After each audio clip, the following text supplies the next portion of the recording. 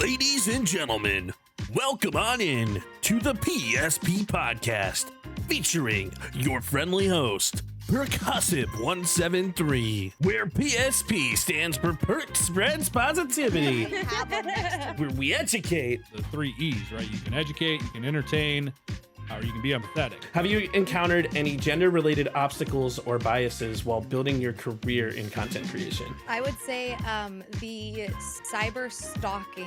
By bringing in the best of the best. But hanging out on stream and like experiencing things in the moment with people, it was so fun. And I started it one day, I never stopped. There's a few streamers as well who are always open to sharing all the cool things that they've discovered on their stream. Post everywhere, post often, and do it your own way. And have fun. And have fun and be yourself. Fine. Have fun, honestly. Like that, I love that so much because it's so true. Like, if you like the content you're making, like if you're watching it and you like it, you're not the only person. From fitness to establish a new habit or a routine, what is your message to them? Start with less than you think you need. Too fitting. Would love to get some tips and tricks of the trade on like how you kind of do things in the cosplay field. Yeah, I'd love to go into that, especially because like I've done a little bit of everything, right? So I've made some costumes, I've bought some costumes, I have my friends' old costumes, I've commissioned costumes, I like craft all kinds of things, but also I wear things. Like there's a whole smorgasbord of I do a little bit of everything when it comes to cosplay. To VTubing and animation, this is something that I may want to get into. How should they start? Ooh, I think everyone should start on YouTube.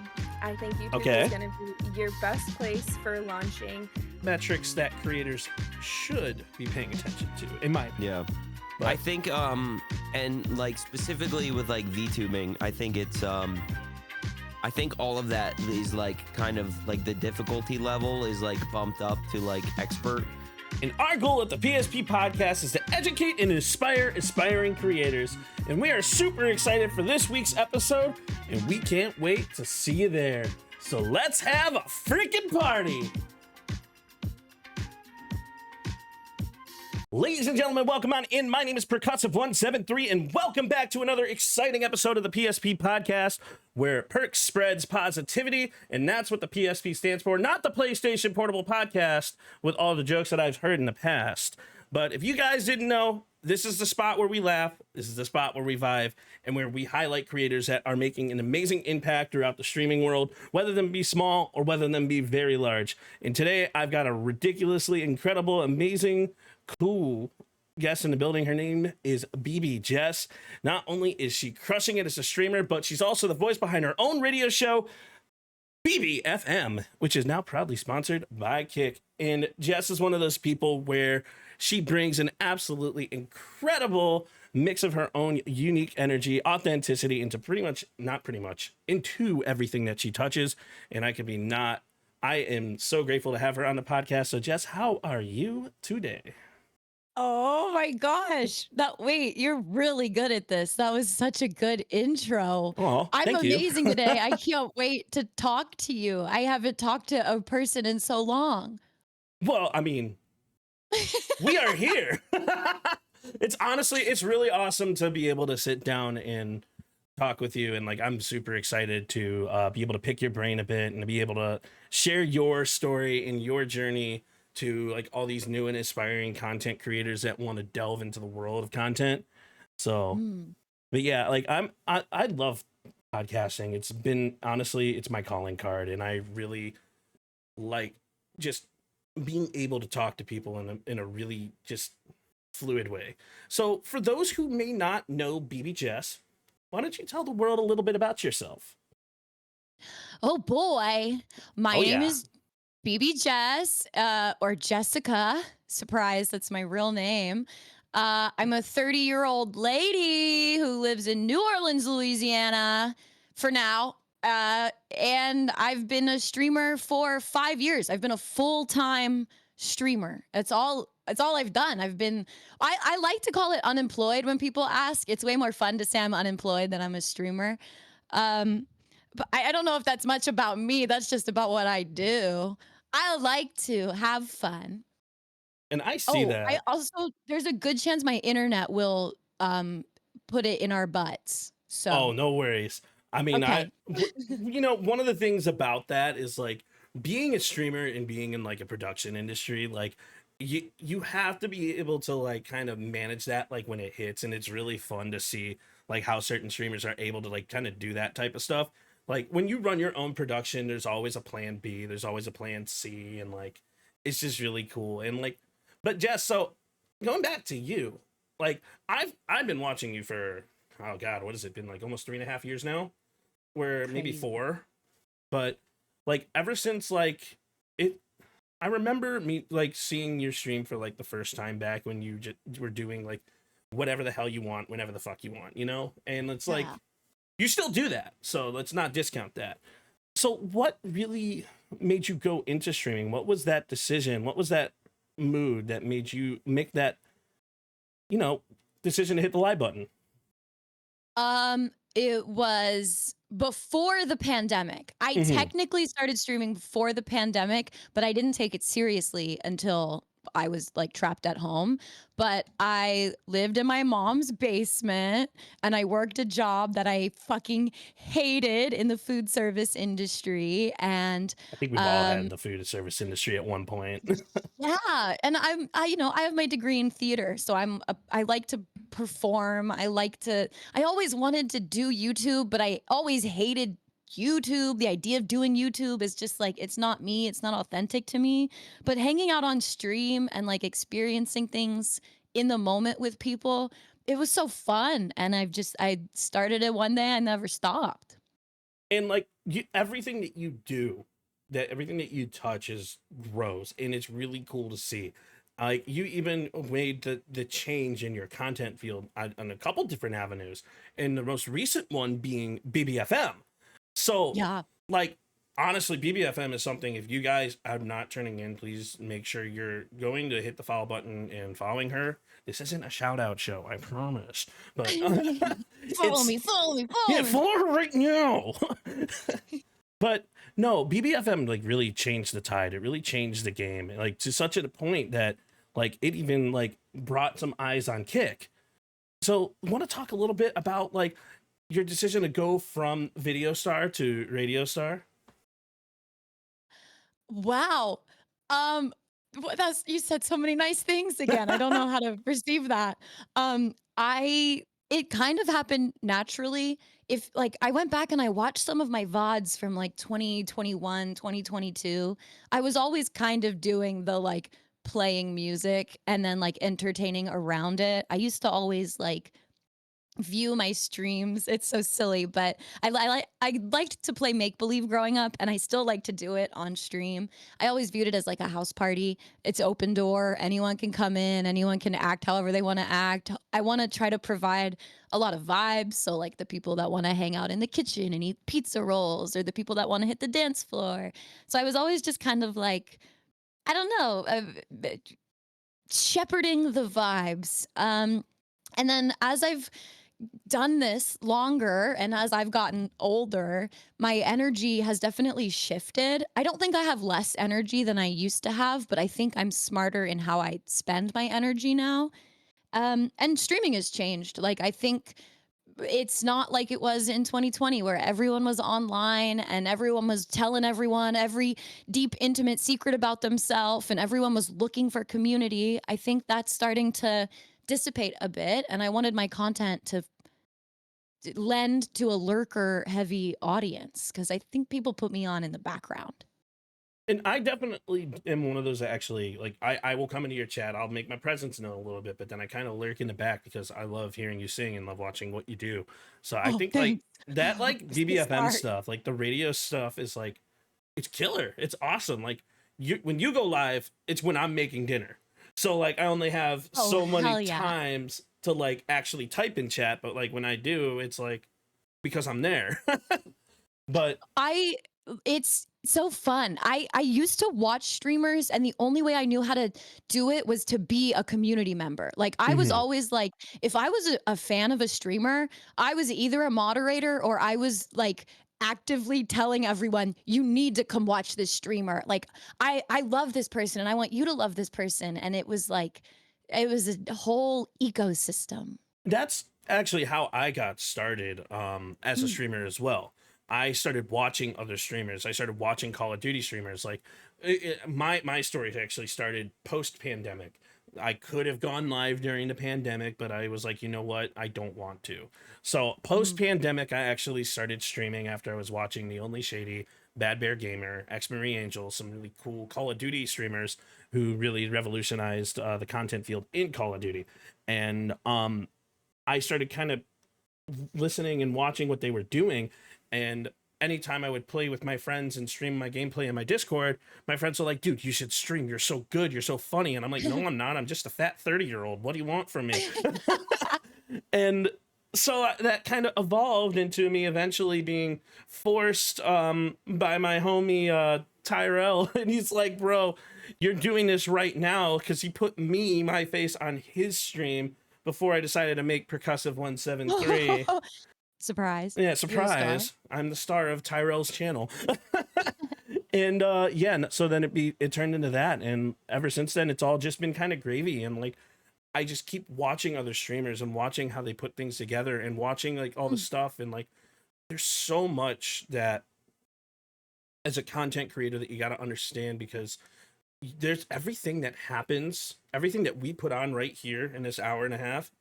You guys don't ever see the stuff that happens behind the scenes and how to put these things together.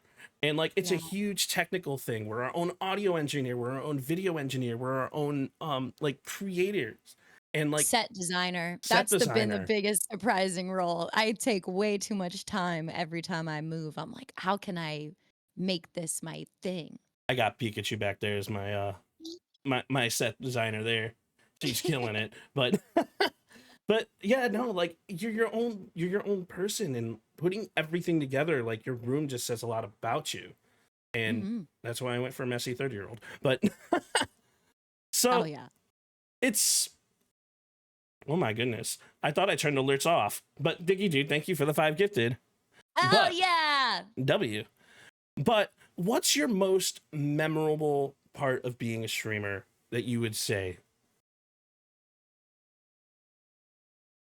It's so weird because I've had so many really good moments on stream that I could say, but I went to a casino in the middle of like Chicago. I don't know where we were, and I wasn't like BB Jess. I was just like out with my friends at a casino, and people were like, "Oh my God, you're BB Jess," and I was like, I'm scared. How do you know me? And like that moment specifically, because I was with friends who witnessed it happen, because I've had it happen before, but it's something different when like it crosses that, like you're not just an internet person anymore. You're a real life person who works online.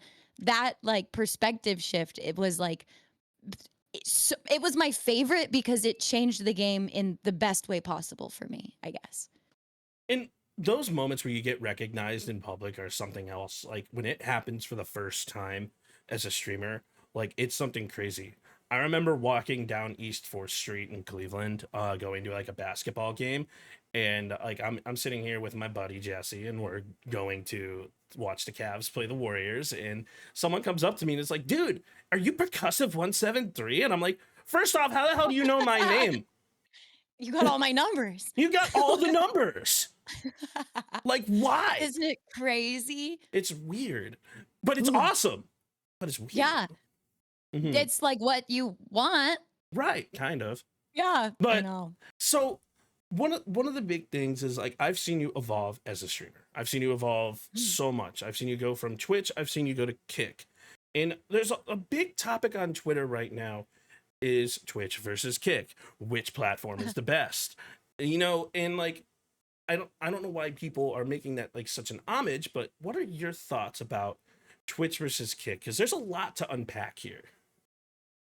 I think it's something people need to remember, that they don't have to, like, you don't have to play that game if you don't want to play that game. If you want to be a streamer or content creator, you make the rules, and there's so much freedom to enjoy in this that like you don't have to listen to other people here. You don't have to give your power away here to anybody. You can do what you want to do.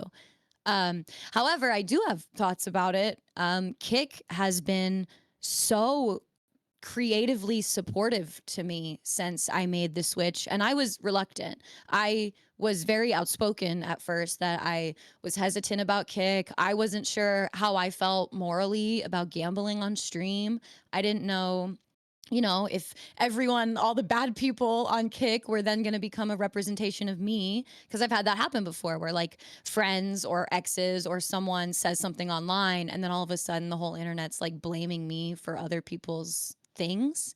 And I was worried Kick was going to do that to my entire career, to be honest, which is such a silly thing in retrospect. Again, I think I was like playing a game that I didn't have to play. It's not real unless you like make it real.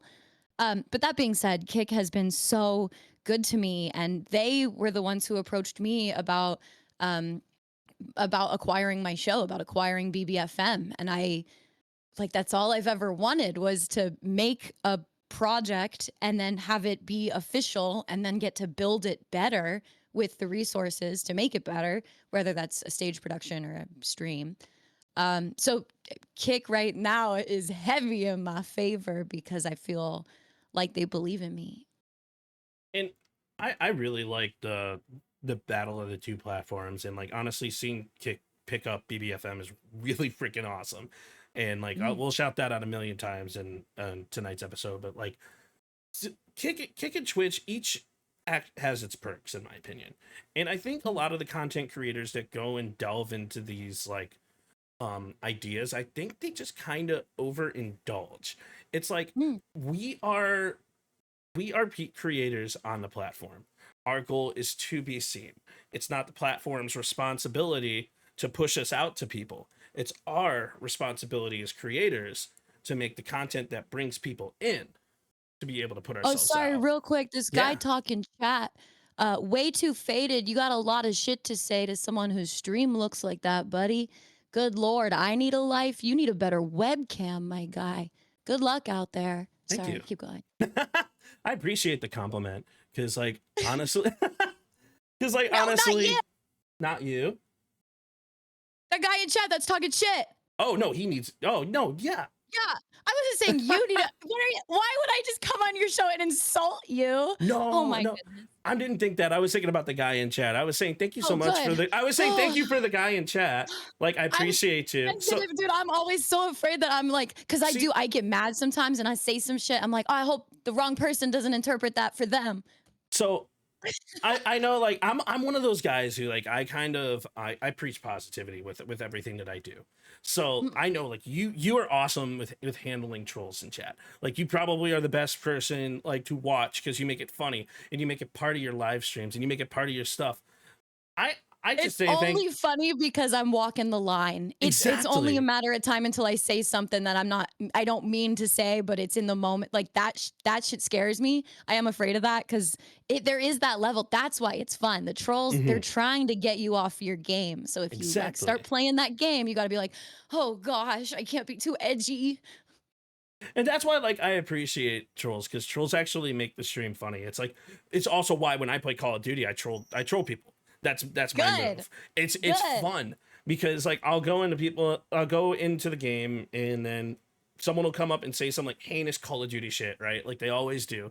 Like, oh, you sound fat. And I'm like, cool. You sound like you have a middle school education. Nice job. I love that you sound fat is always so funny. Like, what am I supposed to say back? No, I don't. But it's also like, a lot of people that start insults, it's like they're insulting people for like the first time and they don't really know how to do it well yet. So, I mean, they'll learn. You sound like you never talked to a girl before. Yeah. I say that all the time. It's always like that. But Twitch versus Kick, like, I want to preface. I'm so sorry. I'm going to get you off topic so many times. Okay. That's the whole point. I love tangents and stuff like that. Like the whole point. Good. We are Gucci. I promise you.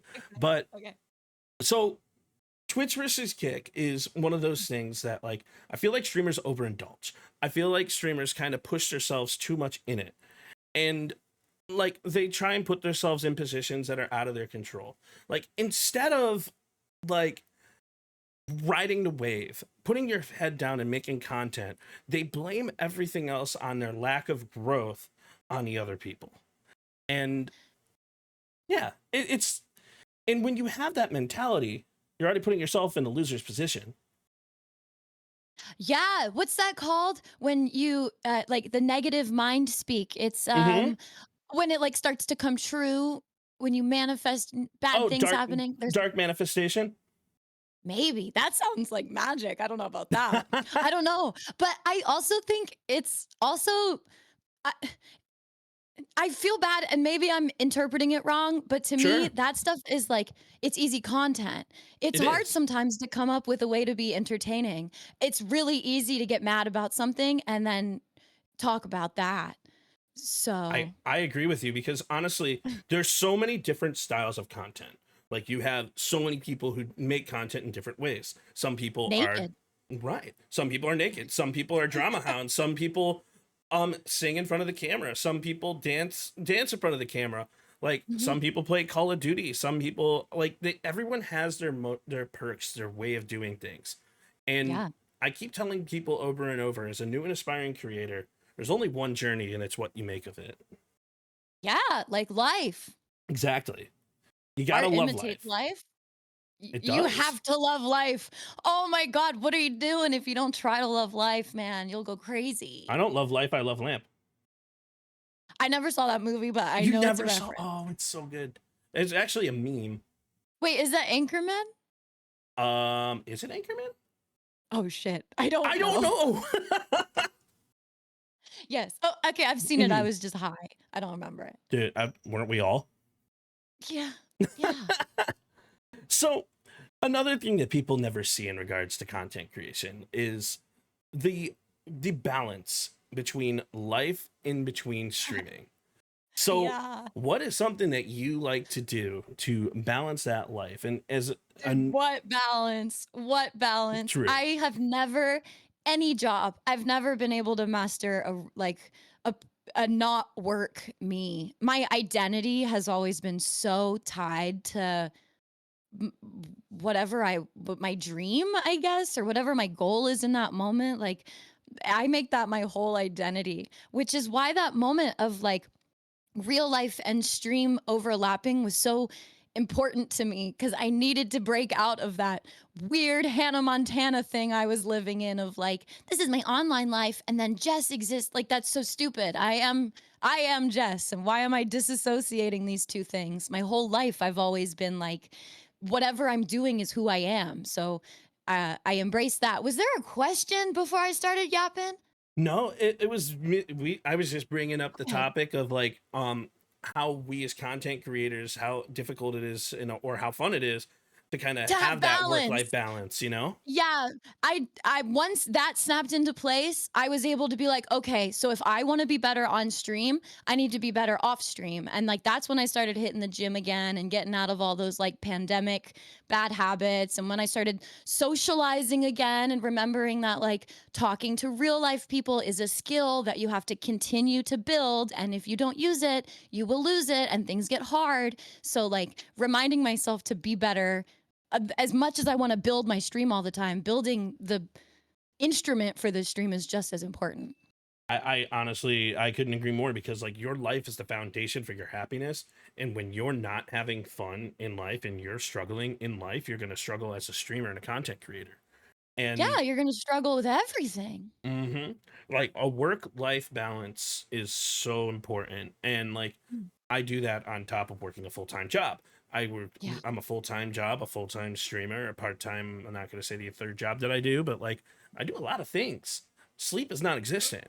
But we it's when you try to find that balance on how to put things together, on when to edit content and what is actually important, prioritization and scheduling, understanding like the stuff that you have to put together, it really once it clicks and you become Man, really I'm bad at happy. that shit. I never figured out the scheduling shit. You know firsthand, you and I have been trying to have a conversation for like 3 years. I still haven't figured that out, but I'm happy. I know I could do better and I know I could burn myself out if I, put some more energy towards everything else, but I also like I'm learning to be comfortable with you know, again, the better the instrument, the better the performance kind of thing. And like but everybody is different and we all Yeah. schedule in our own styles in our own ways. It's like I keep bringing like there's only one journey aspect in for new content creators, because like my biggest advice for new and aspiring content creators, since the PSP podcast is like dedicated for new content creators that like want to maybe delve into streaming, is work hard in your own way and do things in a way that makes you happy. It doesn't really matter the amount of content you put forward. It matters the quality of the content that you put forward, and do it with a purpose, and do it in a manner of which you love. If you want to live stream and because you love playing video games, then post all the video content in the world and show people that 30-second increment that they finally meet you for the first time why they should join you. Mm. That's beautiful. My approach to content is completely different. It used to be, I used to be that, and that used to be my advice. But as a viewer, I've completely changed in the kind of content I like to watch. And I don't like to watch people that I can tell are trying to be streamers, or like people that Okay. are trying to be content creators. I lately have really been loving the like slice of life shit. Oh, the So I'm IRL like, stuff. a little bit IRL, yeah. So like for me personally as a viewer, that's what I am looking for. So that's how I've started making content, is like whatever it is that draws me to other people, I'm gonna try to recreate that for whoever finds me. And that's really awesome to think about as well, because like I truly believe that you need to be able to, as a streamer, you got to kind of experience it as a viewer. Yeah, Because like seeing what other people put forward and what they like it kind of works with what you like, if that makes sense. Um, absolutely. it's it's a hard hill to climb. It's a hard hill to find your niche, and like we even had a whole or a whole podcast episode about finding your niche and the importance of finding your niche. And Sure. it's difficult. It's rough, but I like don't even know what if I know what mine is. I think people can look at you and say this is what your niche is, but I don't know. I hate picking a category when I go live. Like I'm a streamer. Just come hang out with me and we'll do whatever we do. I don't know. We'll figure it out together. And um yeah. you and bears are very similar in that, and I love that about you too. As I had the injured bear on an episode a while back, and like the way you guys, your mindset is really cool, because you guys could like literally be playing Valorant. And I'm not saying like you guys together, but I mean maybe you do, I don't know, Right. but it's like you guys could literally like be playing Valorant and then all of a sudden turn into a party stream, and then turn into like a I love whole radio her. show. She's amazing. I I love love her her. endlessly. If I can just geek for a second about Injure Bear, she's so lovely. And she's like a one of multiple handfuls of really awesome creators that Kick specifically has brought to me. Like, not all of them are Kick specific streamers, and they came from somewhere before they got to Kick. But what I'm saying is I'm grateful to Kick for having brought them to my awareness, because like you said, me and Injured Bear share that mindset of like how we think about content. I think a lot of Kick streamers share that sentiment of like, all right, we're gonna, this is a new chance, a fresh air, that we don't necessarily have to go down all the same things we tried on Twitch or on Mixer or on wherever. And honestly, that's how I thought of Kick when I joined it. Yeah. And like literally as I joined Kick, it's like I don't have to do what I've been doing. I could do what I've been doing, but I could do something completely different if I wanted to. Like Anything. back like what was it, 4 years ago when I joined Kick, like seeing where the platform came from to what it's become is such a really cool thing. They are kicking ass. So like shout out to Kick for that. And like but seeing the development of different streamers that were like just unnoticed on Twitch, that no one had any idea who they were, to come For into a real. platform like Kick and then just blow up because they finally got that spotlight, is such a Yeah. cool thing to see. And not to be like, I don't know, it sometimes it comes off as maybe like pessimistic or a little too blunt. But you bring up like the Kick versus Twitch thing. I Mhm. never felt like, unless one of them was gonna pay me really well, that I like should that I owed them my loyalty. Like, I own my business and I'm going to try to make that business the most successful possible. And why would I limit myself when, like you said, if you come over to a smaller platform, there's a larger opportunity for discoverability. That's just how it works. When you have less people streaming, more chances of being found. So it Exactly. never really clicked to me why people do the wars, because if you cared about your business, you would just focus on what's best for your business. And that's exactly why I brought up the Kick versus Twitch point, to kind of like pile down, because like it's not about where you stream. It's not about what each platform's going to offer something different. Each platform has its own perks. YouTube has its own perks, just like Snapchat has its own perks, just like Insta. Like everything is like different. Everything is like cool. And it's about, I guess people are missing the point when they try and do the platform war thing.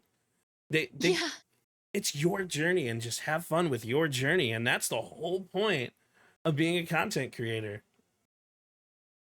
Or making money or getting bitches or whatever it is. I mean, like, so, some it's all people are on content. here for It's but that's the whole thing. It's like, for I'm example, just here to get bitches, man. yeah, get bitches, get money. I have 99 problems and a bitch ain't one, and I haven't had a bitch in my life since my dog.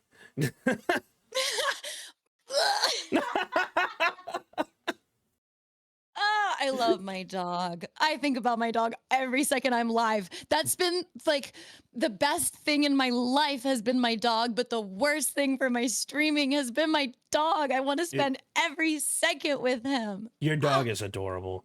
He's the best dog there's ever been. He's 60 pounds now. Are you bringing him to DreamHack? No. Oh my gosh, no. Well, I can't. I mean, no. You could. No. It'd be fun. Oh man. Bark, bark, woof, woof.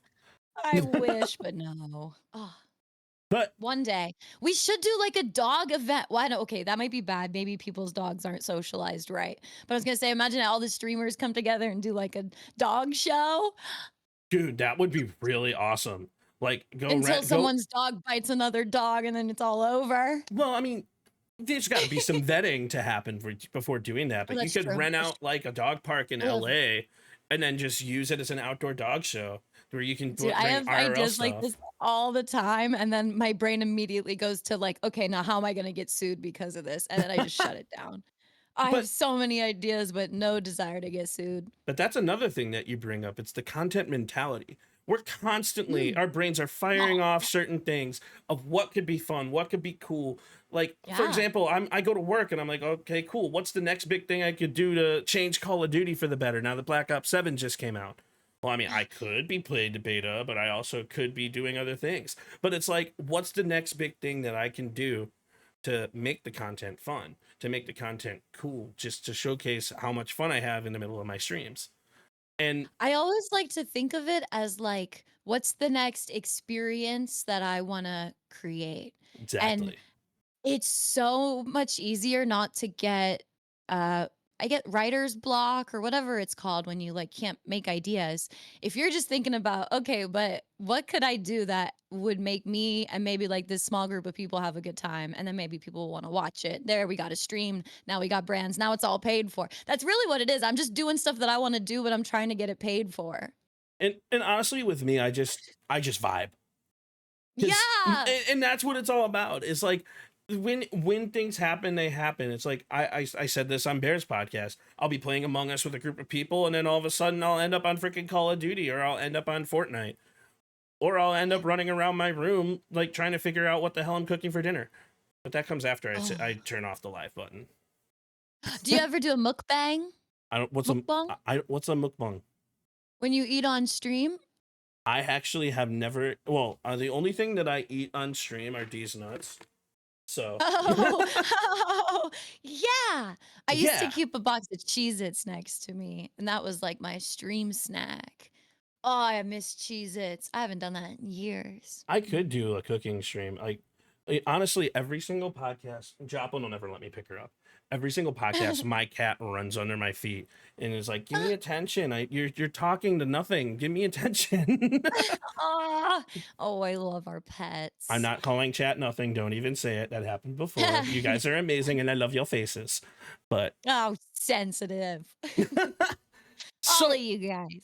so sensitive. But so when it comes to creation, what is your advice to a budding creator, a brand new creator in the scene? Be afraid.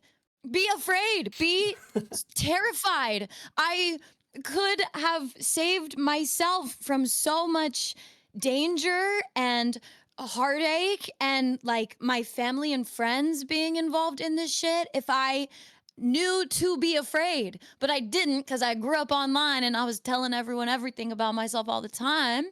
And I just like, you don't know what you don't know. And that's what I hate. Cause every time someone's like, what do I need to know? I'm like, you don't even know what you don't need to know.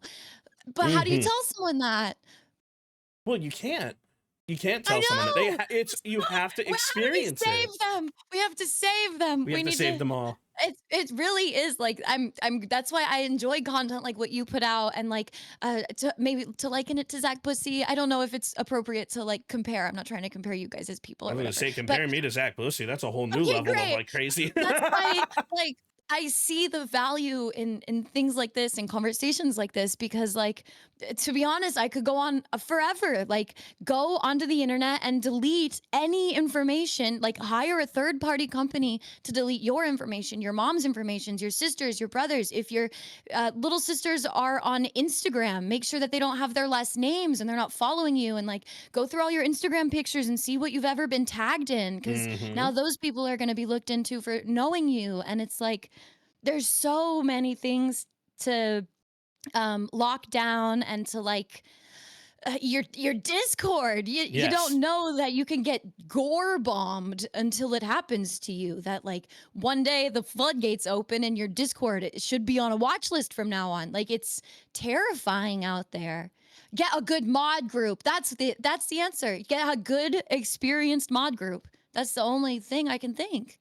And from the technical side of things, like from the background side, there's so many things that I feel like everybody needs to take a cybersecurity course. I feel like everyone needs to take a cybersecurity course before they become a content creator.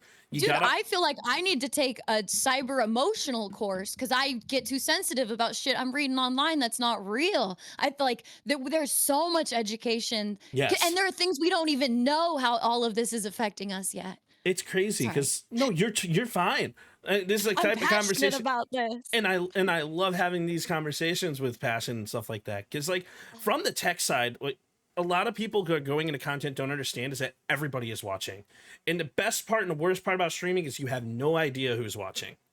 Yeah. Best part being it's like, oh, maybe Sweet Tails is watching me. I'm just throwing out a name, or like. Maybe it's your little brother's best friend who's got a crush on you and he's gonna make fun of your brother about it. I mean, if you're watching this, dude, go focus on your military service, you little dweebs. Stop watching my content. Freaks, dude. Okay. But it's like you never know who's watching you. And and like the reason why I want everybody to take a cybersecurity course as a streamer is I see so many people like getting hacked, whether it be within Discord or whether it be within their own content. People I can't believe it hasn't happened to me yet. Yeah, crazy. It's so easy that you just click. You don't even think. You just click. Oh, everything's gone.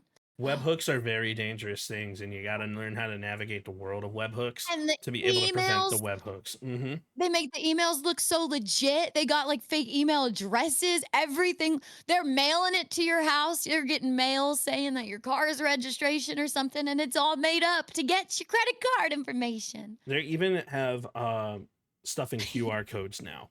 In NFCs now, so you have to be very careful. One thing I'm going to say is before clicking any link, number one, hover over it. Number two, go to urlscan.io and put that thing into that browser. Put that into there. Let it check it first before you click on it. Like wow, always, QR codes is crazy because what if you're at a restaurant and they're like scan our menu? That's the whole thing.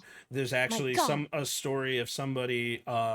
And I believe, don't quote me, I believe it was in Alabama where they were trying to order something on like from a restaurant and then they ended up getting hacked from a QR code that some random person put on a table. No.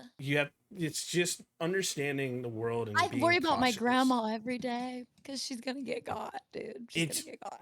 And that's why multi-factor authentication is just the beginning. It's like you got to learn how to protect yourself, and that's a huge step. Dude, I got a crazy story about that. Yeah. I logged on to Kick the other day. I had to Mhm. log out and I logged back in, and I must have shared a streaming computer with another streamer because my Google auto-filled in another streamer's actual password and username, and I could have logged in as them if they didn't have two-factor authentication on. Thank God. So like they got a text and it was like, I was like, hey, I don't know what's happening. I'm so sorry. I have your information. Is this your password? And they were like, yeah, I'm going to change it. I'm like, please do. Oh, Yeah, it's like you do have to be very cautious about that type of stuff, especially from a technical backend perspective. And like, my biggest recommendation from like a user-facing perspective is the Google Authenticator, the Microsoft Authenticator, there's so many different ones out there, but those are your best friends. Like, yeah. Keep it in a place where only you can find it. Use a password manager that's locked by another password manager. That's kind of, I might have a 3-step in order to get there. I might not, but you're never gonna find out because I have honeypots all over the place. So is honeypot the sex thing? I wish. I No, keep hearing about honey packs. so honeypot is a cybersecurity term where it's an enticing thing where you can try to dip into the honeypot, but when you dip into the honeypot, we're always watching. We see what happens. I learned about this because I had a friend who's a hackathoner, and I was like, cool, crazy. Hackathons are fun. I enjoy them. But seriously, cybersecurity is something that everyone should learn about, and it's something that you should get a base level of knowledge on, because the internet is a very scary place. Yeah. Oh, amen. Yes, sir. So it's so bad out there. It's so bad. And like like on a technical end, yes, I've been really cycling lately on emotional intelligence, and especially emotional intelligence online. So many people are coming at each other with so many perspectives and intentions and wants and needs and assumptions. And I think we're watching people in real time go crazy because of it.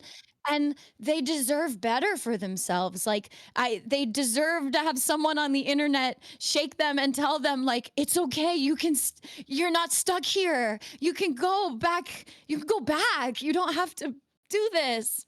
And I feel like, especially like with the way Twitter has been in the past too, it's kind of like the perspectives are in the eyes of the beholder. You never actually know the full story. You only ever see the one side of the story. And that's why I urge people to just like take everything that you hear with a grain of salt.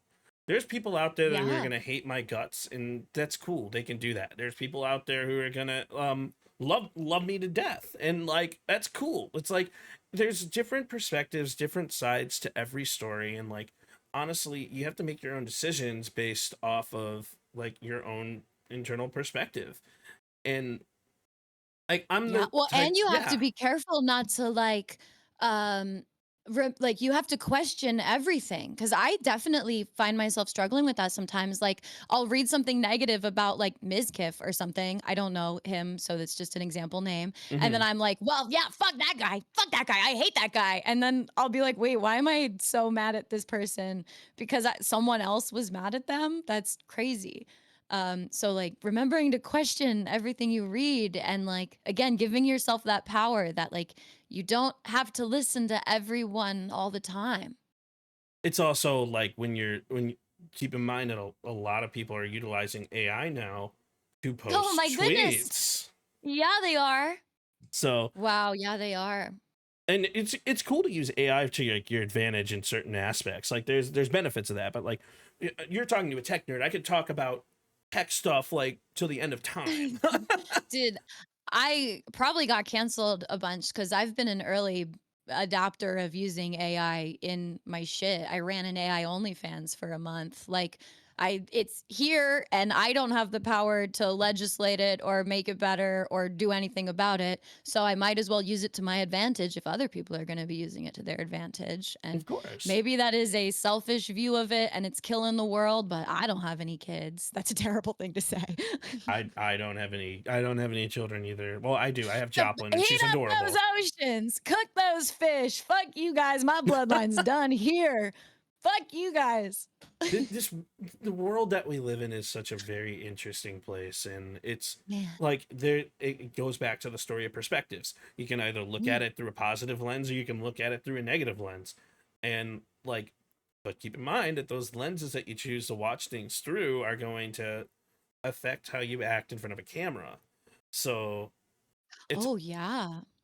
you also need to keep your eyes on that. Like, that's why, like, when I talk about positivity, right? Because the PSP podcast is Perk Spreads Positivity, right? When I talk about positivity, it's not me trying to just dump positivity down your throat, because it's never going to work. It's more or less understanding the philosophies behind positivity, the ethos, the logos, and the pathos of it, you know? It's like that, it's understanding that there are certain things that can affect the way that your mindset is, but it's also how you can take control over that. And yeah, I love that you're saying these things. This is what I do. This is why I say I'm unemployed when people ask, because if I'm not streaming, I'm just thinking about thinking. and everybody overthinks too, so much. Oh my goodness, aren't I guilty of it? Oh yeah, it's so easy. I overthink everything. Yeah.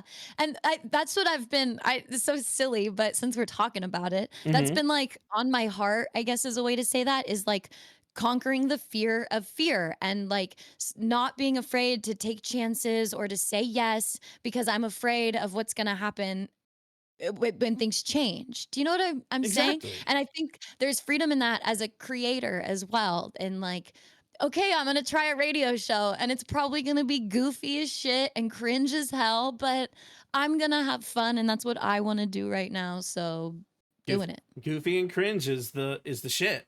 It's what makes it. But I hate looking at my old content, dude. I'm like, oh God, it's so cringe. I want to die. So when you joined today, I actually found my first YouTube video ever, because I brought it up to a friend about like my first ever YouTube video. And it was a 420p video of me playing Call of Duty Warzone 1, where there was a glitch in the game where it looked like there were two people. So I did a Naruto Kage Ben Shino Jutsu, and then they run down the stairs after they kill me. And it was the worst edit I've ever done in my whole life, but I love it to death. You know? Oh, you're so cute. Dude, mine's just me playing Club Penguin. Like, dude, I miss Club Penguin. Man, the day. I was never a member though, because my parents would never let me spend money on shit. Tom, you're still my friend. Bring back MySpace, please. I got in trouble for making a MySpace because I just wanted to follow the Jonas Brothers. I didn't even want to add friends. I just wanted to follow the Jonas Brothers on MySpace. Yeah. I had no clue. Yeah. They were on the scene early. They had a whole career before Disney Channel. Don't get it twisted. But I wanted to follow them on MySpace. And then my mom found out that I had a MySpace and she's like, you have to shut it down or we're taking the internet away forever. The internet is like, oh man, it's like going back to that time when like CSGO 2 and like LANs parties were, or not CSGO 2, CSGO and like LAN parties and stuff like that were like a thing where I was deep into World of Warcraft, just talking to grown men, dude. What a weird time. I love Warcraft though. I mean, the funny thing is I haven't played Warcraft since I was 12 years old, and I don't even know how to play it. I'm still trying to get some of my friends to teach me the new ways of Warcraft with like the new characters and stuff, because I don't know what to do. I'm gonna sit there and I'm gonna run around in circles. If it wasn't it's just an excuse to talk to people on the internet for me. But it's fun that way though. That's actually why I play Call of Duty, is to talk to people in the middle of the game. And I'm like, so why are you really that angry? Do you want to talk about it? Are you okay? It used to be more fun before everyone started like recording everything and putting everything. Because like before social media, there was still an internet. And that I miss that right before social media became like social media. In like, I don't know, like the social media now, the dead internet theory, you know about that? No, what's the dead internet theory? Actually, Okay, I I might, don't but know. okay. You don't I'm gonna know? be misinformed Okay. when I tell you. I'm pretty sure it's just the idea that like we're so deep into the internet that all that's really left are a bunch of bots and like AI, and like most of the things that we're interacting with are non-human. I'm a bot. Have you seen me in person? Wait, you have. Yes, I have. So I don't know. That's why I'm like, I don't know how much I believe in it, but it's a real theory and I don't doubt it. Especially now that everyone's just copy and paste and chat GPT into everything. So you're really just getting a bot. I mean, true. And like, even when bots come into channels, it's like, uh, you're literally, you're throwing code out. You're not actually being genuine. Like, it is what it is. Like, we get it. Like, you're trying to sell something that no one's going to actually fall for. But I mean, it is what it is.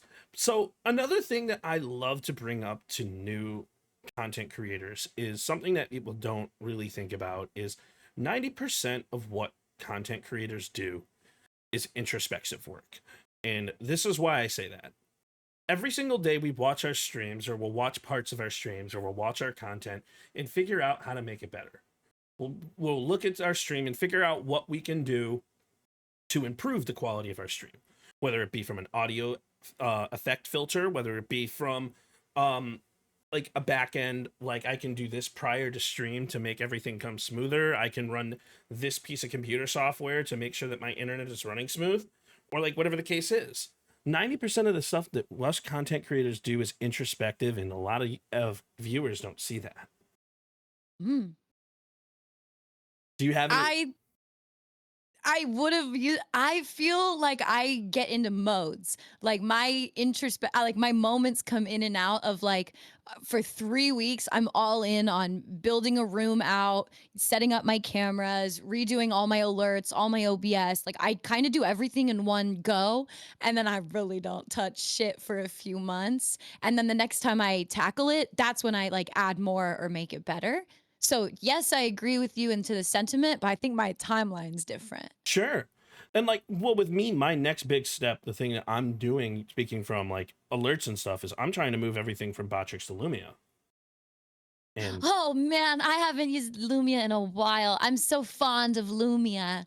It was I like the love first Lumia. program I learned, and it was like still early on in it, and they were so lovely to me. Ah, Lumia. Lumia has definitely been a big help with some of the stuff that I've been doing from like a technical, like from an alert perspective, from Mm. and like I just want to try to continue that um and like put everything kind of in one place, but also not really in one place. I mean, not in a podcast, but if I'm on a different scene, I have Mix It Up running, where if you type lizard, then you're gonna see a lizard go lizard. So it's That is just the fun one stuff thing I like that. missed about being a Twitch streamer is like things their API was more malleable, and like there are more pre-existing like third-party companies that you could get creative with. Lumia being an example, but I remember Lumia was like my first delve in, and then I started getting into like Leorin board and not Trigger Fire, Touch Portal. I love those. And now I've got Nutty's streamer bot program, and like there's so much you can do and play with and like get creative with, and it can be really overwhelming, but It really um is. It's it all scratches that itch of like that coding shit that I don't want to be a coder, but I want to play with fun. Like it's like playing Roller Coaster Tycoon with OBS. I don't exactly. know. And like, Yeah. so for all you guys that did come over to try Lizard, it doesn't work on this scene. I'm sorry. I love y'all. You're amazing, but I love y'all. It doesn't work on this scene. It works on my my gaming streams. So I made sure of that so that like we don't interrupt people's. But so For real. it's I love that because like I love being able to play with like things like OBS or play around with Meld, and like I use both on occasion. I'll use Meld for certain things, I'll use OBS for certain things, and the stuff that the Meld team is doing, I want to kind of shout them out. They are Yeah. killing it. They're a And great team of people dude, they are too. Like their great team of energy people. in person is amazing. And like genuinely, like the stuff that they're doing right now is like changing the game for streamers, something that's made by I streamers still for haven't streamers. downloaded it yet. I know that I would have a good time doing it, but I just like again, there's still so much to do and to learn in OBS that like I don't want to it's like opening a new book that I'm about to start Exactly. reading. I'm like, I'm not ready for that yet. You know what I mean? Yeah, That's so silly. No, you're right though, and it's like it's why I still use OBS for certain items and I use Meld for certain items too. It's like it really depends on like the type of stream I'm trying to put forward. So I never understand streamers who like don't have fun doing OBS. I know that they are out there. I am friends with people who have never, they just add their camera, they add their audio source, they go live, that's it. And that's fine. Like I understand it's a different style of content and I don't care what you do. But I have such a hard time relating to them because that means that streaming, the art of streaming as I see it like doesn't exist to them in the way that they see it. And I'm like, that's so crazy. I don't know. Maybe I'm just too much of an No. Aquarius. I mean, like it's awesome to kind of think about because there's so many different avenues on how to do certain things. I mean, whether it be just like the lizard popping up or like whether it be like just changing certain FX or SFX to like make you sound like a kid. It's like it's stuff that you can do, is stuff that you learn and stuff that you'll never forget. And that's one of the reasons why I love programming and coding so much. Fun. So Yeah. but that's also why I love being a content creator, because I can create content that no one's ever seen before, or maybe you have seen, because people are joking. I'm kidding. I'm joke like that. But but you know what I mean? It's like Yeah. the freedom of creativity is why I love being a content creator. That's Me too. that's my main reason for doing what I do. It's for me, it's never been about the money, it's never been about the follows, it's never been about the numbers. I have all that shit turned off. I can't tell you how many people are watching my stream. I never will. I love the numbers. I love the numbers. It works for me. I am driven competitively. I love this shit.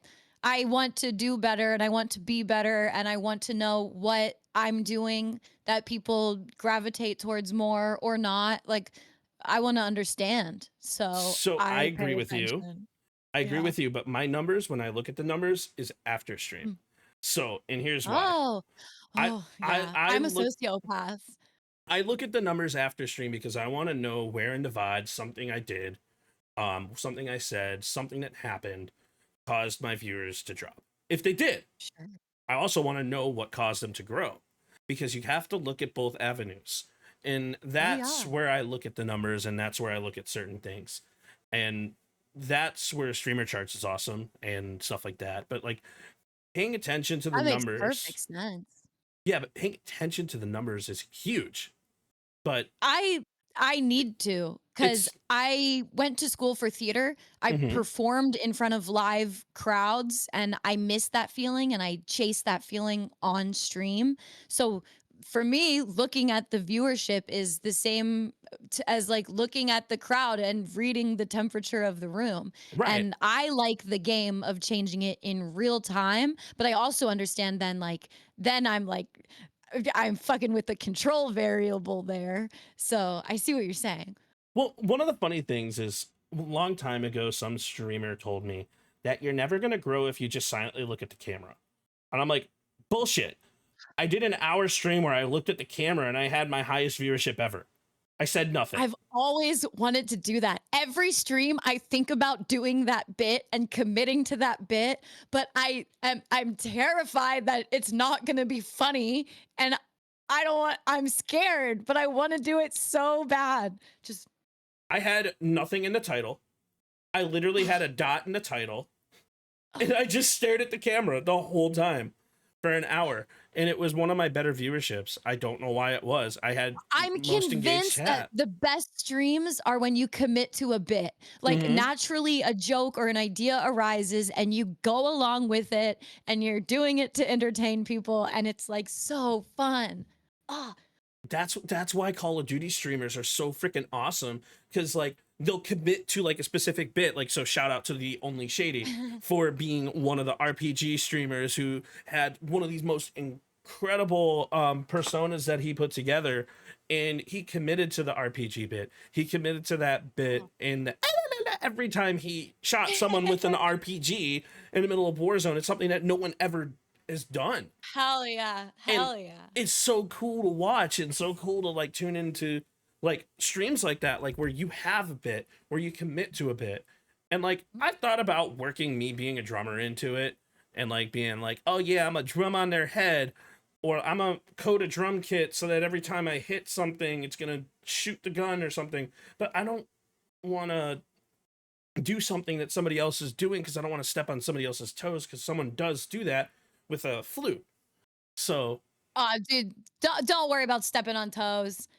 Don't worry about it. They're not worried about it. If they're worried about it, it's just because it feels good to be worried about it. Sometimes people want to be mad about something. There's nothing you can do at the end of the day if someone goes live and dresses up as you and does your exact content, and you can get your feelings hurt or not on whether or not they're doing it better than you or not. But at the end of the day, you're just going to look like an asshole if you care. So True. Get over it and do your shit authentically you, and that's what sets you apart. It's who you are that people want to see. And it's like, I don't know. I do think that there are audiences that just gravitate towards certain type of content. So I don't want to say that like that's all it is, but that's what I'm trying to attract. Those are the people, like I want to like grab people that like want to be here and they want to vibe together. And if I get certain viewers when I play Valorant that aren't usually here if I'm not playing Valorant, cool, you're welcome, hang out, but you're not who I care about.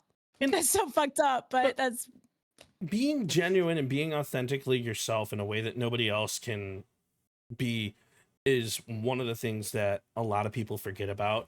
Like people will watch their famous streamers. This is where viewership goes a little too far in creation of content.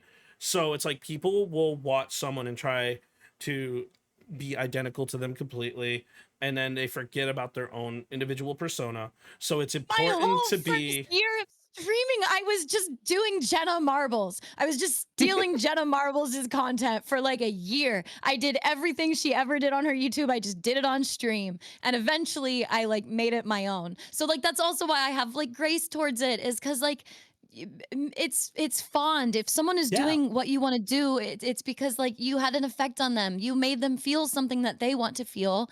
So let them find it. I couldn't agree more. And that's why, like, I agree with you so much where you say being enthusiastic and authentically yourself. So it's so important in the content world, especially as a newer creator. Like, we can do anything. There's a million different types of content. There's hate content, there's love content, there's ridiculous content, but it all you ever boils... watch the love content, those dating shows? I have seen. So funny. So there's a TikTok streamer where they do like live speed dating on TikTok, and they pop up all the time. It's terrible. It's I may or may not have joined one. It, no, I love it. I could never. I used to. I think about that, some of the content that I used to do then, that I'm like, oh my God, who was I? What was I doing? That was so silly. And like, you got to try it. You have to. You have to try it. You have to take the bits, try the bits, make the bits, create your own bits. I mean, then touch the bits. Yeah, touch the bits.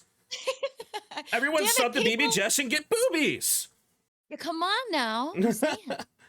But it's like it's stuff like that. And like one of the coolest scenes that I've ever seen from you is where you used to do the push the button thing.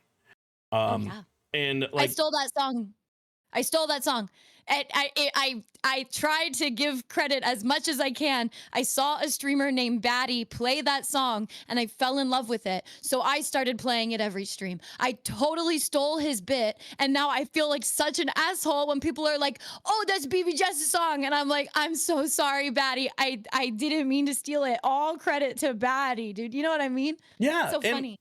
But that's the thing. It's like, you're right, because even doing stuff like that where people think that it's like authentically yourself, I mean, like, even if you take it from other people, it's like you're doing it in a way that makes it your own. Oh yeah, I was wearing short skirts. He wasn't. He might have. He may have. I think he probably did. So, but all that equates to what you are as a creator and how you grow, and then you turned all of that into BBFM. And everything grew, everything changed, everything like moved forward into something that's truly inspirational. And genuinely, like, seeing what you're doing and how you're putting things out there allows you to take the next step and do a different evolution and style, or revolutionary style thing. So I wish it felt revolutionary to me. I kind of feels like what I've always been doing, but now I'm playing a character a little bit more sometimes when I like do the ad reads or the news reads. Like I'm just playing a character now sometimes. Do you have a prompter? My make believe out.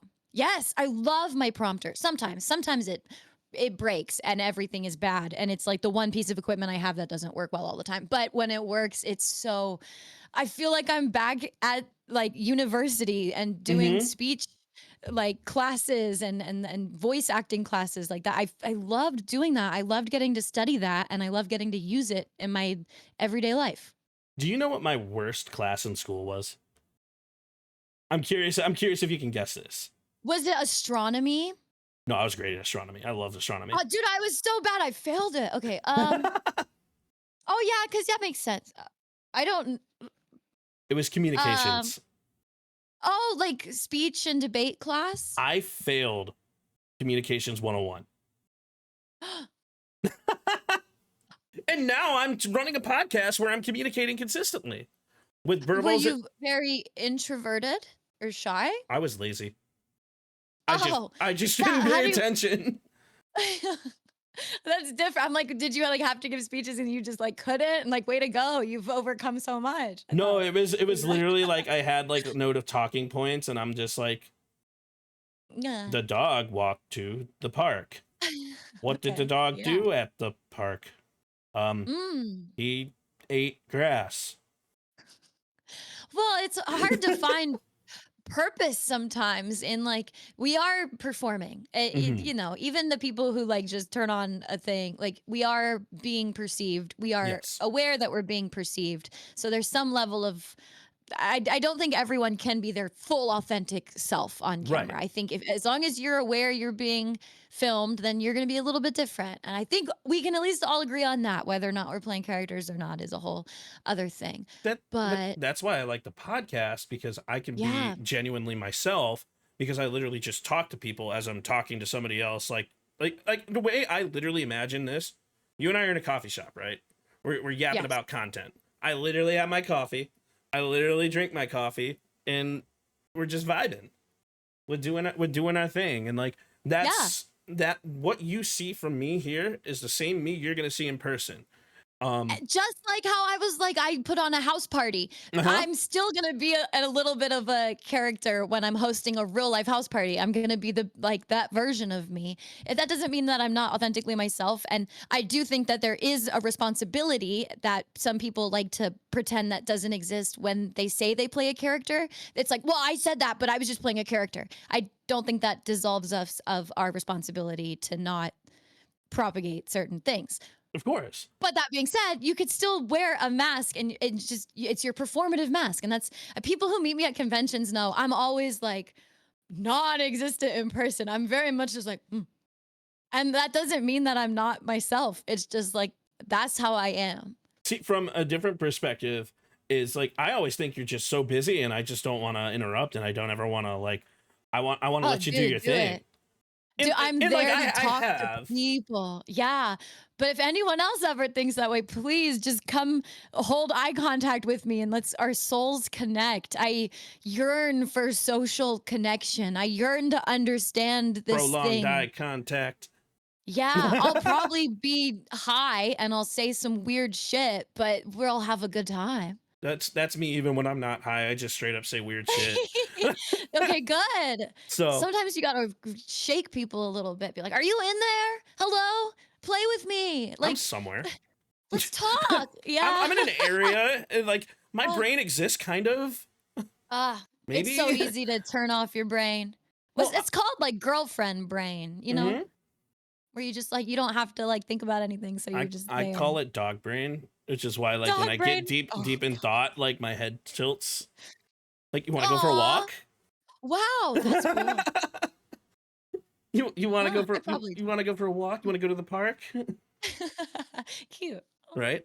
But like genuinely, it's like it's having those people are gonna spot fakeness from a mile away. It really is genuinely gonna be like that.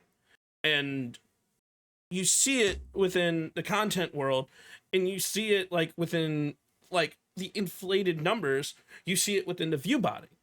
And this is the hot topic, and which is kind of why I want to touch on this, is like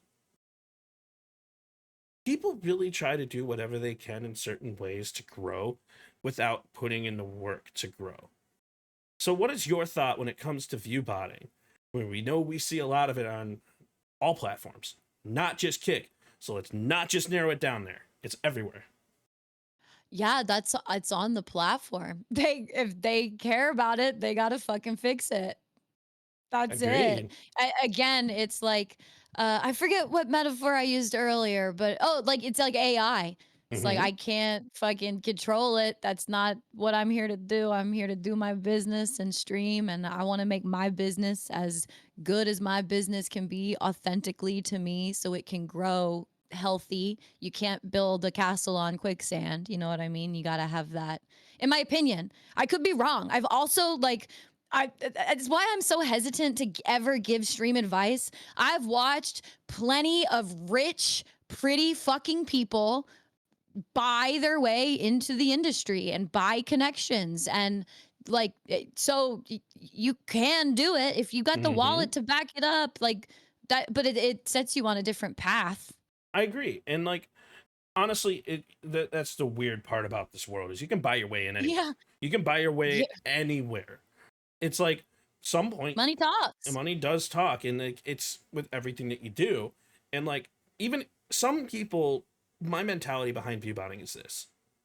Oh yeah, I forgot the topic. No, you're good. It's like you're putting other people down. You're putting creators that are could potentially be discovered and could potentially be one of the next big things. You're putting them down for your own selfish benefit and your own selfish game. Yeah, it's a dog eat dog Oh, world. I get it. people are selfish. Mm-hmm. Yeah.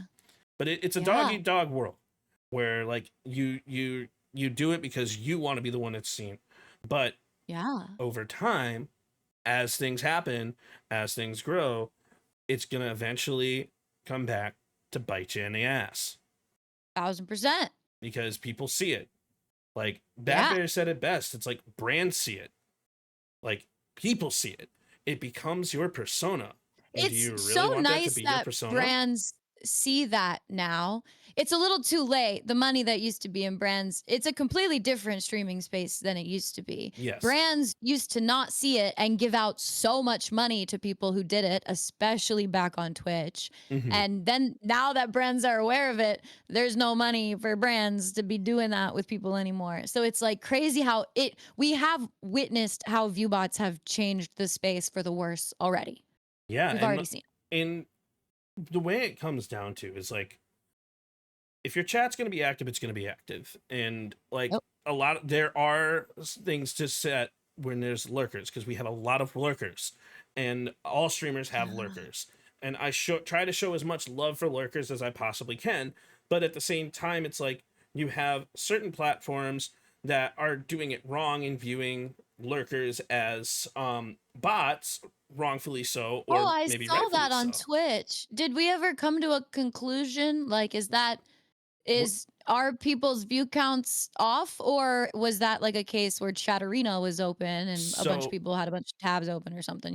you know how the streaming world is. Everyone's going to speculate, right? We don't know. Yeah, We don't that's know. why I always hate those conversations because I'm like, we're never gonna know the truth of it. Is it happening? Maybe, possibly. It's a good possibility that they may have made a coding error or a mistake, but who knows? Well, it's also a lot deeper than that because, Right. like, nowadays it's not off the table that a brand will view bot you. It's Yes. not off the table that your management won't view bot you or your stream team. It isn't in the contract. Like, the industry isn't just one thing. It's not just us streamers going live and playing COD. There's also Right. like a lot of privately like motivated companies Yes. making money off of this, and they're doing things a certain way too. It's crazy. Of course. And It's like big. it happens so often, but it's a huge thing where you take a look at these like I'm trying to think of how I want to say what I'm trying to say, and in me being ADHD, I lost my train of thought. I also had a thought that you sparked about like getting upset about the view botting. Right. And I think what it is I please forgive me if this is a terrible take, but it's almost like the people that become obsessed with it make it their content and no one wants to watch that. So it's not like, even from just like an outsider's perspective, is like, sure, get mad. Like if that's what makes you mad, it makes you mad. And yeah, you have every right to go online and be mad about it and say whatever about it. And like, you know, I hope you make change. I hope you do better, but I don't have the energy. I'm hoping Kick fucking figures it out, because that's where I stream, is on Kick. I get fucking view botted, chat botted. Oh man, I got a message from Kick like 2 days ago. They were like, "So we were in your chat. Does that happen a lot? Like we sent some like staff to the back end during your stream because of what was happening." And I was like, "Yeah, every fucking stream it happens. What are we doing here?" So I just try to like keep my business going. I just try to I got my contract. I'm focusing on me, you know? And it goes back to the mentality of there's so many different styles of content too, where you bring up the getting mad at content. It's like people who get mad at the view botting start delving into the world of drama content, which is cool. Like you're gonna man, I hate drama content. I don't just hate it because it's drama. I think it is actually very harmful. I think a lot of people, and you know what? It's not our responsibility to take care of other people. It's not. And this is why the internet is dangerous. It is so unsafe to get online and assume that anyone will ever have your best interest. You should always operate under the idea that everyone could be a threat to your life, because they very well could. And that's not healthy to exist in that all the time. But why did I start going down that rant? Oh, drama content. Yes, drama content. I used to watch it all the time in like, not a streamer sense, but like I would get ready for class and I would watch drama YouTubers talk about like Jeffree Star and Shane Dawson and James Charles and all the YouTuber drama. And this person said this and this person, and I watched it every day. So I completely understand the mindset, and I have been there, but I have also, unfortunately and weirdly, been on the other side of it, where I've had people make videos about me like and say that I said terrible things or this or that, and I didn't like being on the receiving end of that content, and it completely changed my perspective. I was like, this is really like harmful misinformation you're spreading, and it hurts my feelings. I don't like this. Being on the non-consensual receiving end of drama content is it's so bad. And it's I had a girl go live one time and play some kind of like crazy like Russian government music, and she was like reading this giant testament about how BB Jess is a communist or something, and she meant it, and I was like, I don't even know what that means. I was so scared. I was like, because I on Twitter I said I bought a purse, and all of a sudden I don't know. Oh, that broke my brain, man. Oh. But it's also like when it comes to drama content, like I try to steer clear as I can from it. It's like it's a slippery slope, because once you start seeing it, you're gonna start seeing it. I actually I straight up told somebody who is in drama content, I said, look man, I respect the content that you're making. It's part of the content world. I get it. But it is not the content for me. It is not something I personally smart of you want to have to that consume. boundary. Yeah. Oh man, I wish I had that. I didn't. Dude, my first 3 years of being a streamer, I was picking fights on Twitter. I was trying to stand up for things that I thought I believed in, that I didn't even know why I believed in things. I saw them making content about other streamers and continuously do that. And it's like, I can't consume that content. I can't do the Jack Dohertys. I can't do that type of stuff. And it's like, but everyone's content taste is different. That's why there's so many different styles of content. There are some people that eat that shit up. Sure. So I know. But and that's I why it's one of them content. at one point. It's horrible, but I get it. I just hate it. But I think it's bad. We all grow Overall, up and we all vibe and we all do our thing. And like, but you know who it's not bad for? The creators that are making it are making a buck off of it. So like, Yeah, The impressions are the like impressions. like, oh man, it's like this got 147 million views. Like, whoa. I think it's just like there's an empathy lesson missing. I don't think that they realize yet. They've never felt the pain of being betrayed by another human that way. I know that's such a dramatic way to say it, but like you're inflicting harm on someone publicly for people to like pick at, and that is not a good feeling to be on the receiving end of. And maybe they just don't have those feelings, and that is totally valid. I've been reading a lot of psychology things about how people online are probably more likely to tend towards like apersonal personality traits, and like people online are 3 times more likely to say shit than they would ever say in person, because obviously the danger isn't there if you're removed from in person and online. So maybe they just don't have the same feelings as you and me, or maybe the buck is just that good. They're getting paid, so who cares? Fuck other people. We'll never know. We'll never know unless we have an honest heart to heart. Maybe they like it. Maybe they're like, I'm evil and I like people to be sad. And like, also, maybe they're doing it, but they're doing it satirically in a way that I'm not going to understand. Like, I don't know. I know this is so silly, and I don't know if I'll always stand by this, but jokes gotta be funny. That's always what it comes down to when I hear someone be like, it was just a joke, man. I'm like, then why isn't it funny? Because it's just... It's not a joke when you get to the isms, man. It's not a joke when you get to the isms. And like... Yeah, wow. It's disturbing when you get to the isms.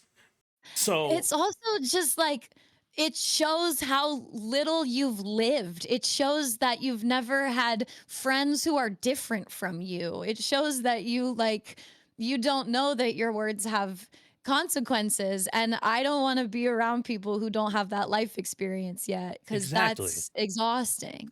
It is exhausting. It's also why like the isms content field is so vast in the world of COD. Like you have isms like racism. Is that ism? Sexism, racism. Okay. I wanted to make sure we're talking about the same thing, because I'm like, this is a really heavy topic, and I want to make sure I know what we're talking about. I call them isms to kind of take like the heavy hitter aspect off of it. Not that it's like I'm PG, but it's something that you can say that other people kind of understand or can pick up on. Good. So, I just want to make sure, because sometimes I'm really slow to process things and it gets me in trouble. Okay. But that's okay. Okay. But it's one of those things where it's when you get to that point where you start seeing that, it's like, oh God. It's like, what did I get myself into? What am I watching? What am I seeing? It's like the golden rule is like the positivity aspect of things is like understanding the golden rule and understanding to treat people the way you want to be treated is not everyone's philosophy in the streaming world. So I learned that lesson online the same time I learned it in person, and it was like the lowest low in my life. And I'm glad I learned the lesson. I, wish it didn't hurt so bad, and I wish I wasn't online for it. But, that's life. That's one of the lessons that I love to teach to aspiring creators is learn your growth, learn your path, understand your path, and hopefully you can have the logic and ethics and morality behind it to put yourself in the correct path, if that is the path you want to go down.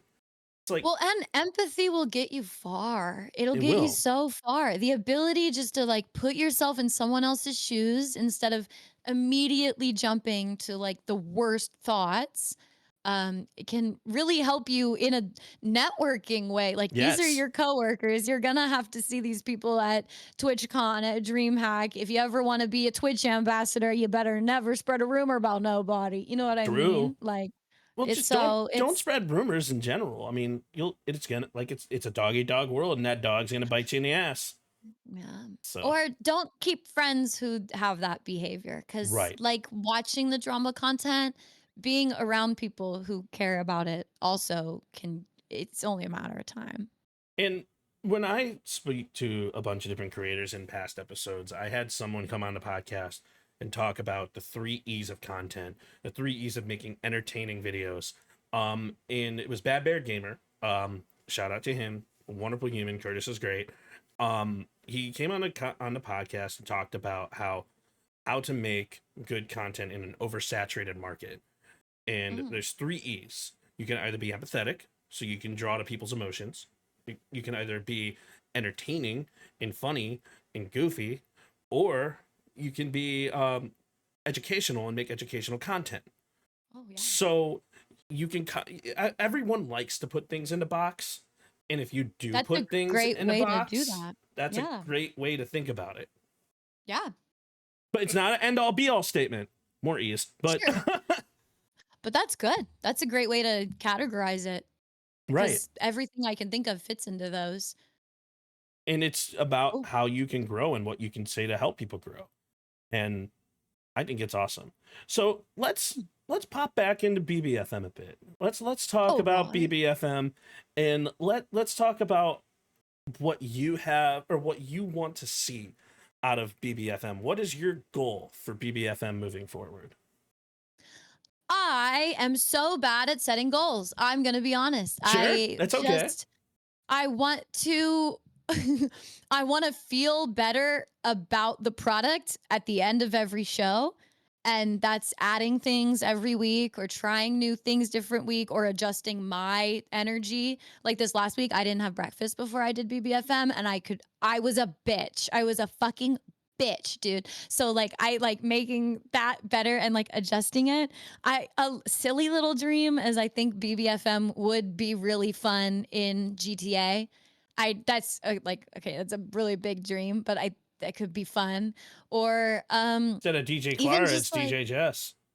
dude, Right? if I could like I mean a big dream would be like making this like a radio show and bringing in like actual celebrities to talk to and talking Hell to yeah. like yeah, like to kind of what's it called when you like give it more notoriety, like legitimize it, you know what I mean? Yeah. But also I don't I want to be picked up by Spotify. I want to be picked up by a fucking iHeartRadio. I want something so ridiculously, stupidly large to happen that I get locked into this for the rest of my life because I like it. And watching people network and watching people grow, that's definitely not off the table. So just know that now. This is coming from what I see. Like there are certain content creators out there that kick freaking ass in networking.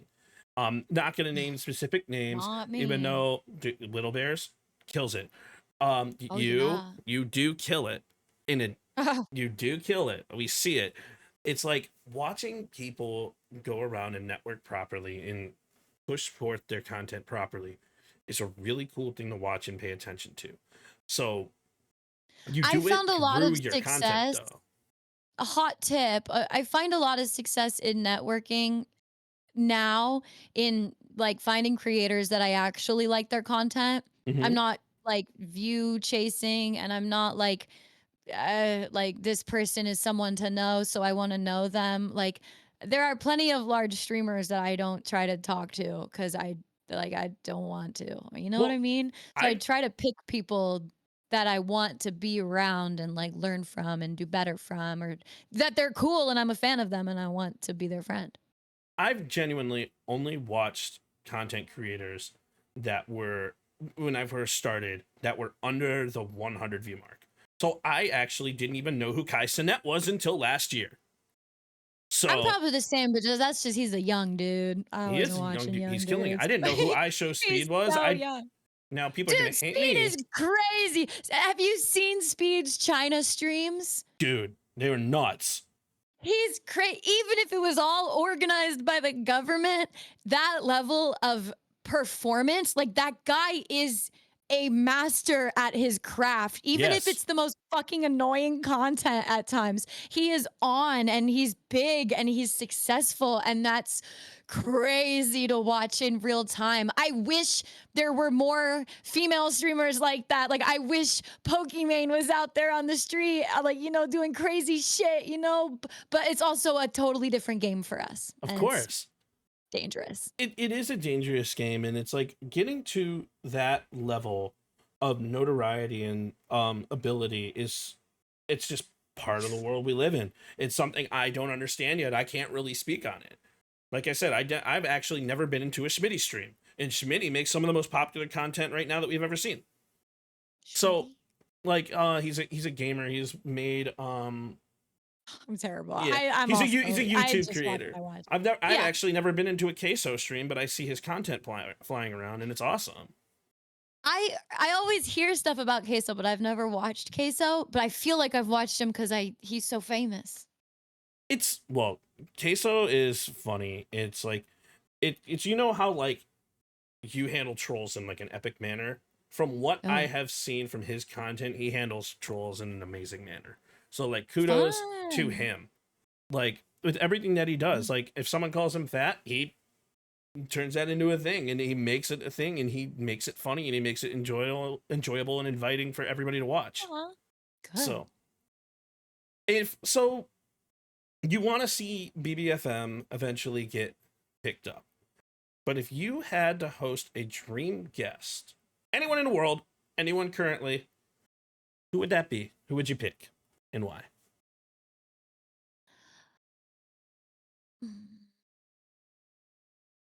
I want to be smart and pick a guest that would do really well for the show. Like realistically, it would be ridiculous if I got like Taylor Swift on here just for business sake. That's a good answer. And I do like two of her albums a lot, so it'd be fun to talk to her. So I feel like I should say a smart answer, but high key, low key. Taylor is I a don't want to say smart woman. Taylor married a guy from Cleveland. maybe, unless it's all a conspiracy theory and she's gay. But she I was might watching be. a YouTube deep I don't dive know. yesterday about She it. The she could Gaylers. be. The Gaylers. That's what they call themselves, the Gaylers. I don't know them. Alive or dead? Alive or dead. Sure. I want to talk to Michael Jackson so bad. I got so many questions about how he thought. I just want to talk to him. I want to know. Well, I mean, if we're going live or dev, I'd want to talk to Prince. I would want to talk to Prince. Prince is my favorite musician of all time. Like when I was talking Really? to, if I was talking to What Echoes. got you into Prince? Well, I mean, like 1999 was one of my favorite years. It was so much fun, and then he came out with that song, and then I heard it for the first time. So That is a good song. my brother is a musician, and he lives in New York. So we were in a car trip actually when we were I don't it wasn't Maui, but it was before then, like when we went on a family trip. But he started playing Prince's album in the car. And I'm like, yo, this dude is freaking awesome. He's a killer guitar player. And my brother just hypes him up. And then ever since then, I just started listening to all of his albums. And this is like back when I was like 13. That like core memories that Mhm. music creates. Oh yeah, beautiful. Echoes and I had a conversation about the core memories that music creates. And it's love Echoes Mine too. is with the Backstreet Boys. I remember getting Mhm. buckled into a car seat in a minivan listening to the Backstreet Boys. And I was like, Millennium, probably. I Oh, love the yeah. Backstreet Boys. I mean, but bye. Wait, that's NSYNC. Or is Yeah, it? I made that mistake. I think so. No, it is NSYNC, but actually Yeah. it might not be. I don't know. I feel like I can picture Justin doing it. He could, but Justin can do a lot of things. Frick. No. Anyway, I fake mean- fans. But so definitely Prince. Prince, I feel like would be the easiest person to talk to. Would be cool to pick someone's brain. See, Biggie Dude's right. It is NSYNC. I want to meet Elton John, but I feel like he'd bully me. I Dude. feel like it wouldn't go well. Elton is amazing. Like, Yeah. I love listening to Elton John. He's Like the Yellow best. Brick Road, one of my favorite songs of all time too. Yeah. So, Wow. last question before we wrap things up. Oh, I could Um, talk to you forever. I'm having Dude, so much fun. I could literally talk to you forever too. But so again, this podcast is dedicated for newer creators, and we Good always luck. Sorry. My last question is what someone is about to hit the go live button for the first time. Besides don't. No, I'm kidding. What is your question, or what is your advice to them? I think you'll find less strife if you understand your why and really focus on what to do to get to your end goal if your end goal is to make money, that's a totally valid end goal. Don't be surprised when people like question you, or if they don't like it, or if you find friction in that path. You're going to get that no matter what your purpose is. But if you keep working towards that, and if you view failure as a learning lesson and you try to make steps to move up the ladder, I think eventually, unless you're just boring as fuck, you'll get up the ladder. I went to theater school, so I don't feel bad in saying, like, there are some people who get kicked out of theater school because they're just not good at doing theater. I think there's a performative element to this sometimes. I think there's ways to find ways around that. Like, if you're not a performative person, you can shift what kind of content you create to make your personality work with the content. So I don't think you have to give up on the dream of being famous or the dream of being rich or the dream of being a streamer. But I think if you just look at yourself on paper and figure out what your goal is and you work hard and you try your best, you will succeed. Gambarimasu. Gambarimasu. So my advice to anyone wanting to hit the go live button for the first time is do whatever the fuck you want and take no prisoners while you do it. Straight up. Whoa. That's you gotta be careful there. People will take that, run with it. But that's what I want them to do. Oh my God. In the way of content, you can take anything that anyone says in a different manner, however you want it. It's you put it out there on the internet, someone's going to take something from it. It is what it is. You can't control how people perceive you. That's right. A hard lesson to learn. And I don't think it's a you learn it and you've learned it. I think that's a always thing you got to struggle with, is like, you're not in control of everything. And this is a job where you really want to be in control of things because Bingo. It can feel so unsafe. And it is unsafe. And the reason why I say it in the manner of which I say it is because there is there's only one journey. So do with it with the way that you want it and have the most fun while you do it. That's how you're going to get viewers. That's how you're going to get people in your streams. And that's how you're going to make connections and friends. It's just a way of life.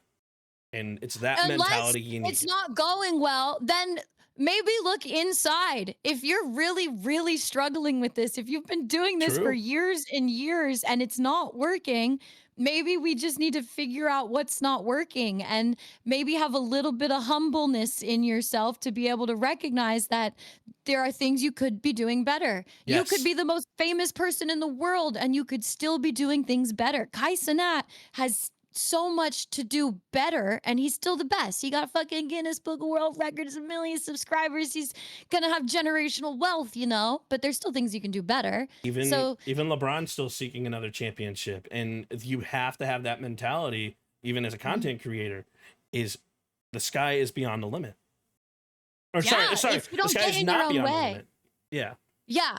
Just don't get in your own way and relax a little bit. Mm-hmm. Yeah. So Jess, thank you so much again for popping on tonight. I appreciate you. Like you said, I could literally talk to you for hours. Like, you're genuine, awesome. dude. You're a genuine person. And guys, if you're not following BB Jess, if you're in the band fam over here and you're not following BB Jess, first, the fuck are you doing? Second, get yourself together and go watch BBFM, please.